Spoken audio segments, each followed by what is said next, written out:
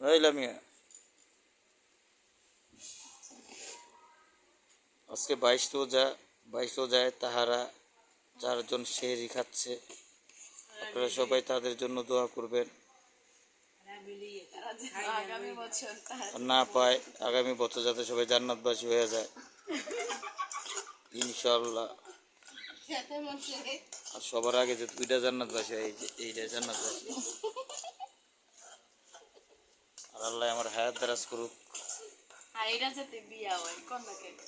আমি ইনশাআল্লাহ আমি আবার নতুন জীবন নতুন শুরু করতে পারি।